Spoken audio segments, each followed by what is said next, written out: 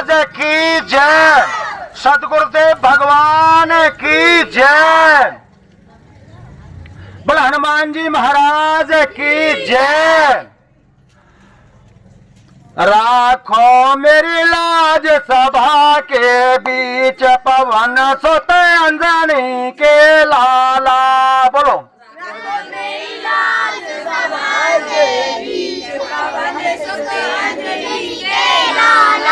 और रखो मेरी लाज सभा के बीच, पवन सुत अंजनी के लाला।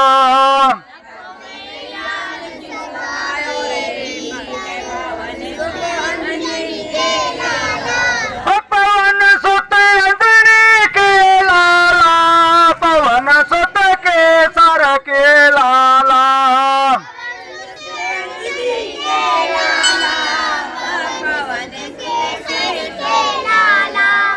रखो मेरी लाज सभा के बीच, पवन सुत अंजनी के लाला।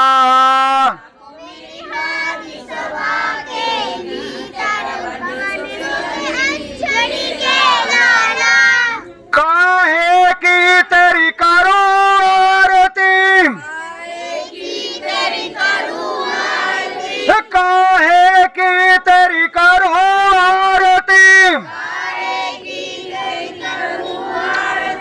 काहे की माला पवन सुत अंजनी के लाला। रखो मेरी आज सभा के बीच, पवन सुत पवन सुत अंजनी के लाला, पवन सुत के सर के लाला। रखो मेरी लाज सभा के बीच, पवन सुत अंजनी के लाला। कंचन थाल कपूर आरती, कंचन थाल कपूर आरती,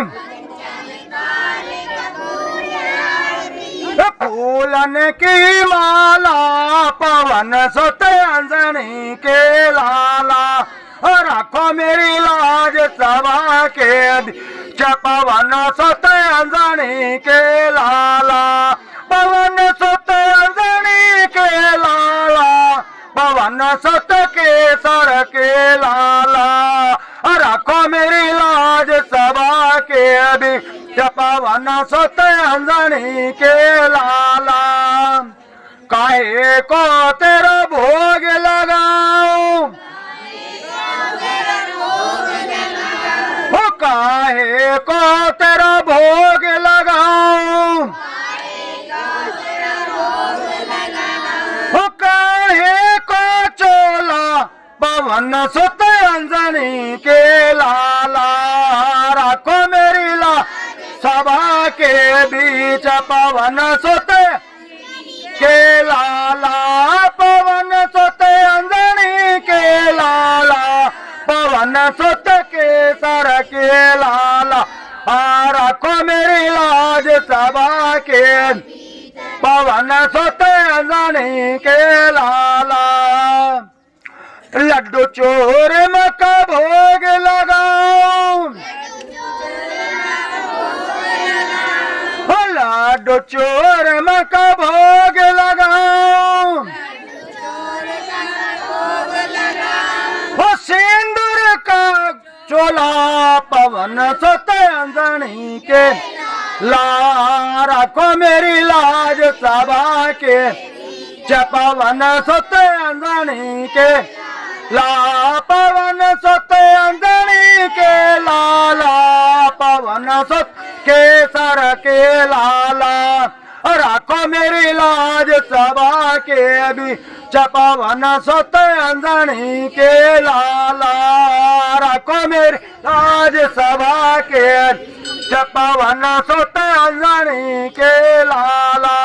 हनुमान जी महाराज की, सियापत रामचंद्र की, उमापति महादेव की, पवन सुत हनुमान की, बोलो भाई सब संतन की, बोलो भाई साहब भक्तन की, धर्म की, अधर्म का, प्राणियों में विश्व का जय करो वीर बजरंगी, हर हर महा, जय करो वीर बजरंगी, जय करो वीर बजरंगी। भारत माता की, भारत माता की, पांडव वंश की, पांडव वंश की, पांडव वंश की, बस्ती माता की, बस्ती माता की, मनसा देवी की, मनसा देवी की, मनसा देवी की। आपका बहुत बहुत धन्यवाद। बोलो गणेश भगवान की जय, बोलो गौरी शंकर भगवान की जय। कर्पूरे गौरम कर्णावतारम संसारे सारम भुजगेन्द्रहारम सदा वसंतम हृदयारविंदे भवम भवानी सहितं नमामि। सर्वमंगल मांगले शिवे स्वार्थ साधिके शरण्ये त्र्यंबके गौरी नारायणी नमोस्तुते। ओम जय जगदीश चलो चलो। जय जगदीश हरे, भक्त जनों के संकट क्षण में दूर करे। ओम जय जगदीश हरे, जो जावे फल पावे दुख बिन से मन का, सुख संपत्ति मन का, सुख संपत्ति घर आवे, काश में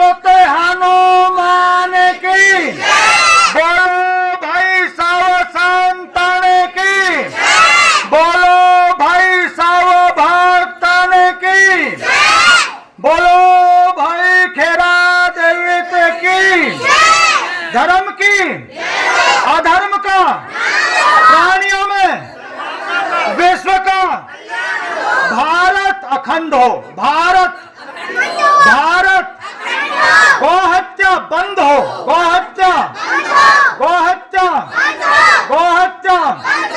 जयकारो वीर बजरंगी, जयकारो वीर बजरंगी, जयकारो वीर बजरंगी।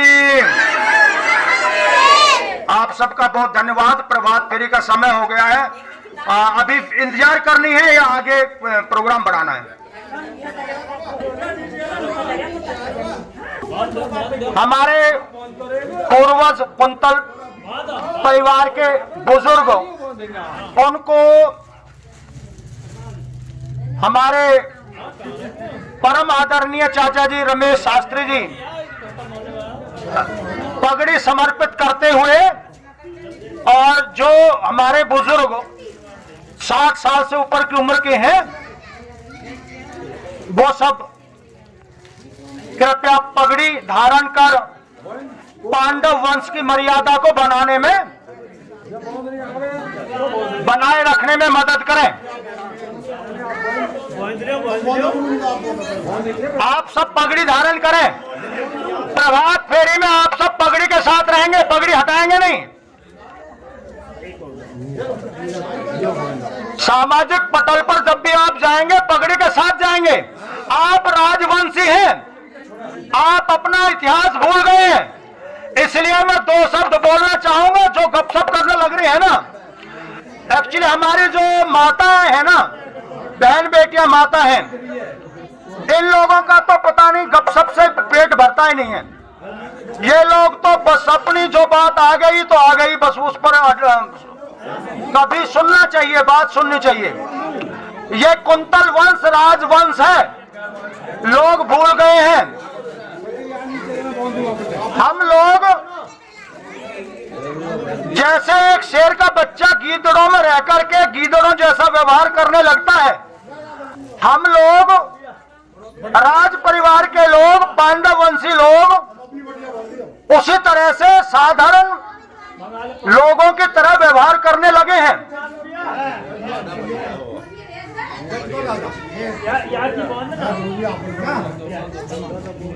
आप बांधो ना वीरेंद्र, बांधो भाई। जिनको पगड़ी बांधनी आती है वो मदद करो ना, जिनको पगड़ी बांधनी आती है वो मदद करो थोड़ी। देखो अब मैं शॉर्ट में 2 बातें कह रहा हूं कि आप लोग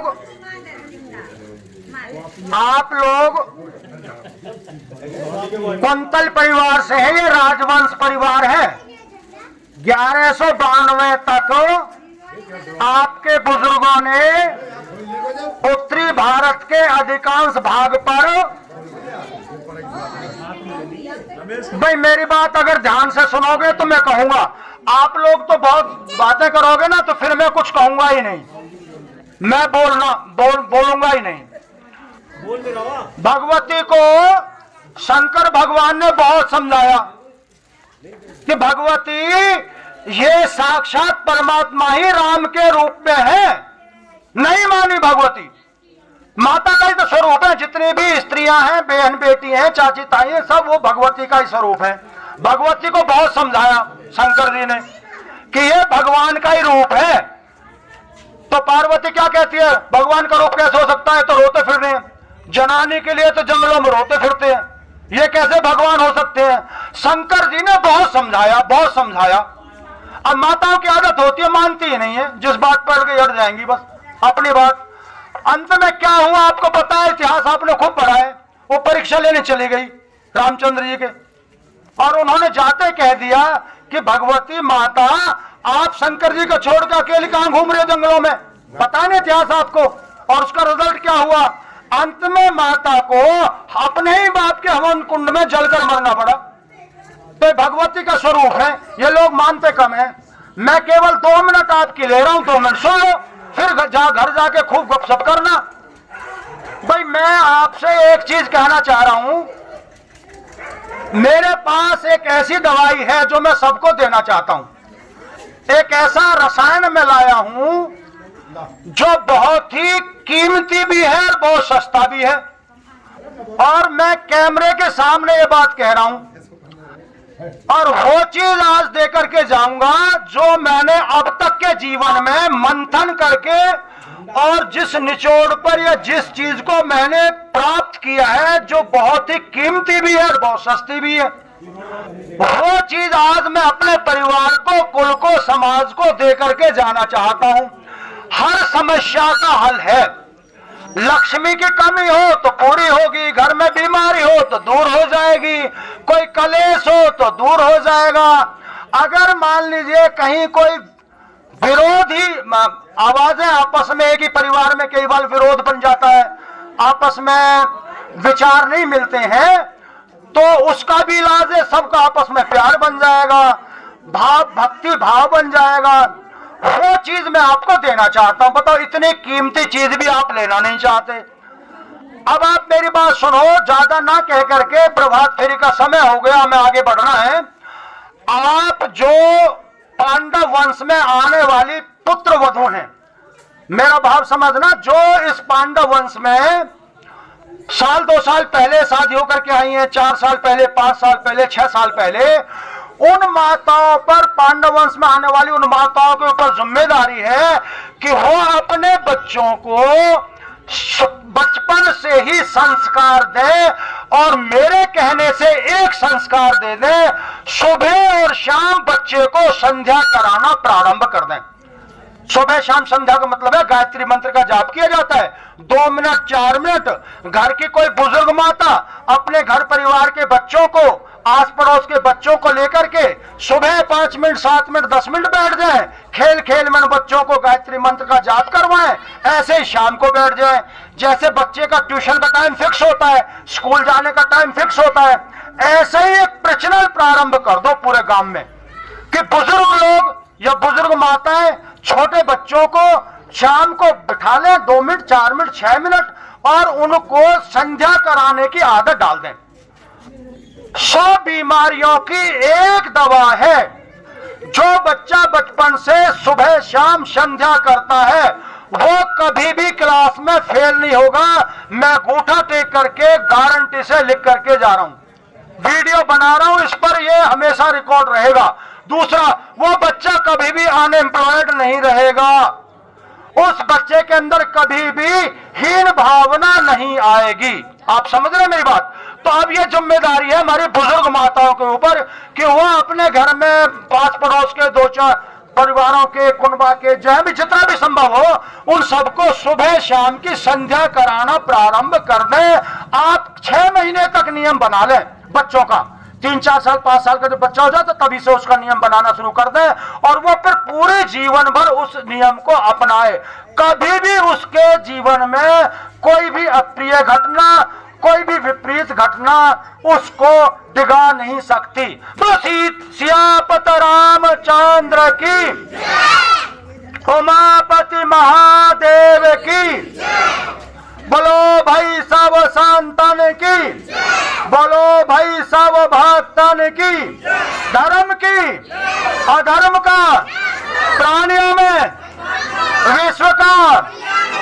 देखो, 1 जनवरी 1670 को और मुसलमानों का हमारे ऊपर शासन रहा था, और वो अत्याचारी थे। हमारे जनमानस पर, हिंदुओं पर बहुत अत्याचार करते थे। सबसे पहले बाबर ने 1528 ईस्वी में अयोध्या का मंदिर तोड़ा था, और देश के जो प्रतिष्ठित हिंदुओं के मंदिर थे वो तोड़े थे।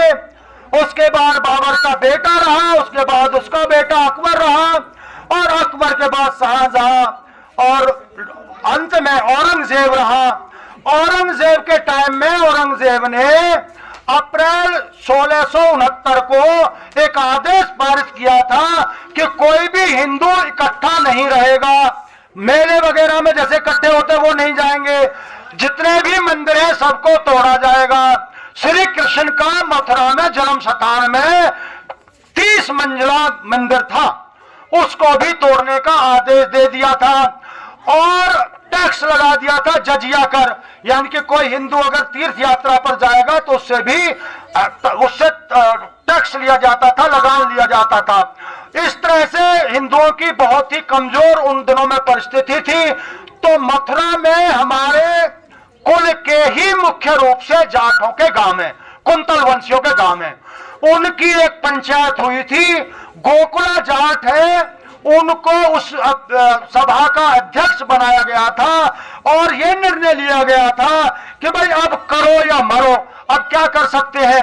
हमारे परम आराध्य परम पवित्र श्री कृष्ण के मंदिर को जब तोड़ने की बात आ गई तो जीना धिक्कार है। तो गोकुला जाट की अध्यक्षता में ये कुंतल वंशी इकट्ठे हुए थे।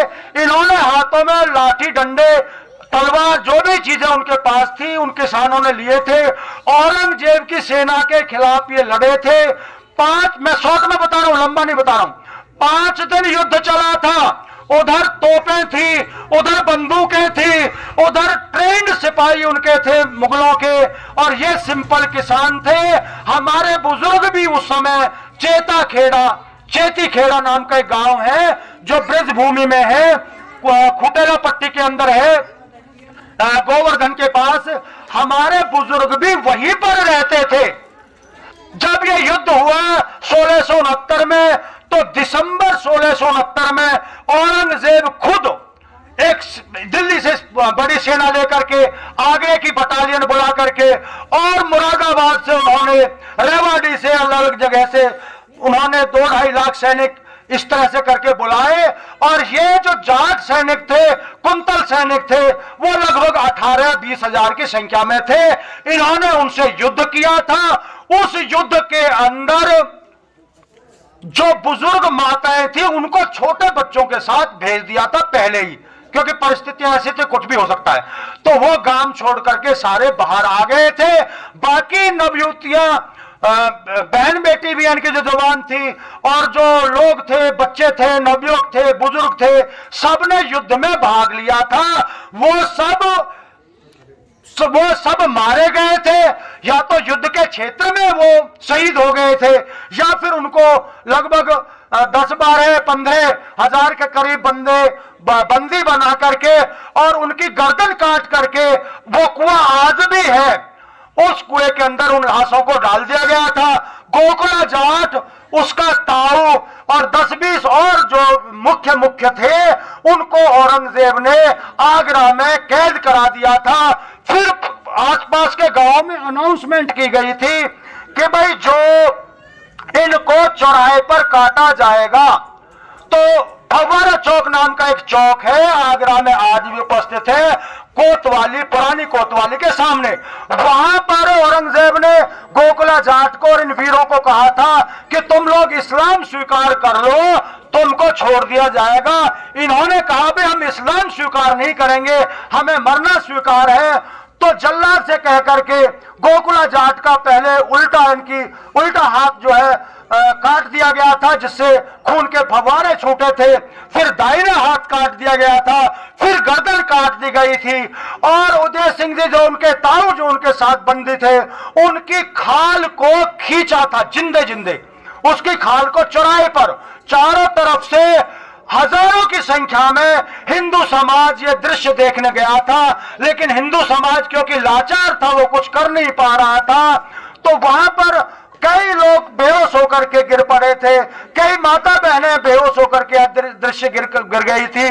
इस तरह से वो बड़ा ही दर्दनाक काम था, लेकिन पूरा भारतवर्ष उन शहीदों को भूल गया है।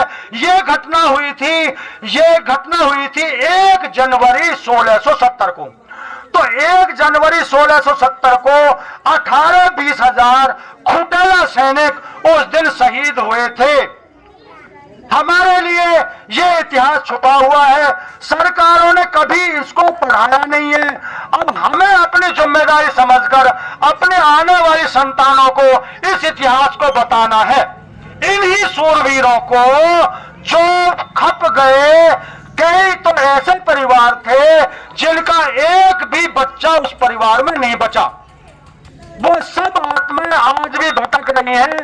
वो सब आशा करते हैं कि हमारे कुल में पैदा होने वाली संतानें हमें सम्मान दे, हमें आदर दे।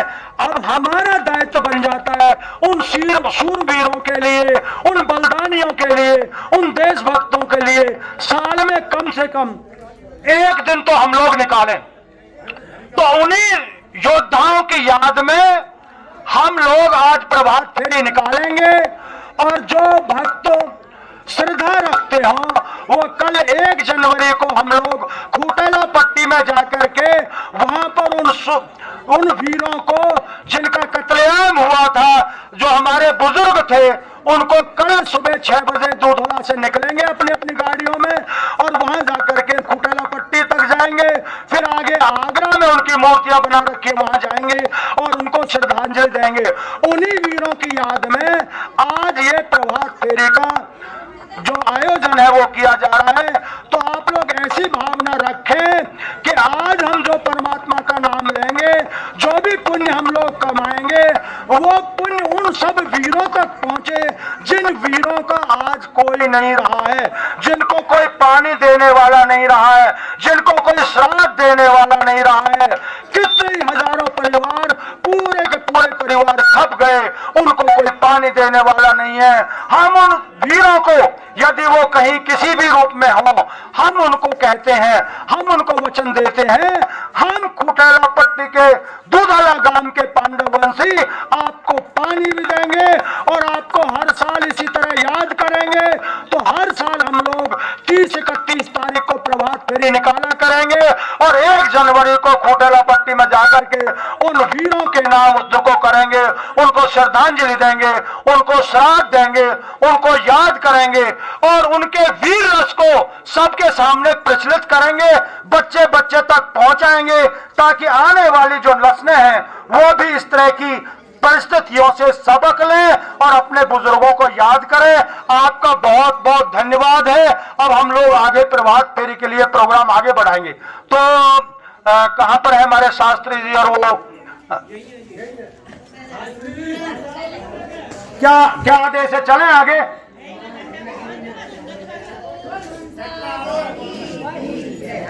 सियापत रामचंद्र की। तो हम लोग 2 मिनट यहाँ पर श्री राम जय राम का जाप करेंगे। अगर देखो, मैं ये चीजें मैं आपको बता के जा रहा हूं, अगर कोई भी समस्या जीवन में आ जाए, कोई भी किसी तरह की समस्या आ जाए, बीमारी आ जाए, धन की समस्या आ जाए, झगड़ा हो जाए, कोई और कहानी हो जाए, तो आप लोग थोड़ा संकल्प लेकर के ना, विजय मंत्र है श्री राम जय राम। आप 10-20 मिनट बैठ करके प्रतिदिन सुबह शाम श्री राम जय राम ऐसा जाप कर रहे हैं। आप महीना 20 दिन करें, उस समस्या का कोई उनको समाधान निकल जाएगा, वो हल हो जाएगा। तो हम लोग विजय मंत्र का जाप करेंगे। एक बार सब आगे आ जाए। ट्रैक्टर आ रहा है, ट्रैक्टर को रास्ता दे दे। श्री राम जय राम जय राम।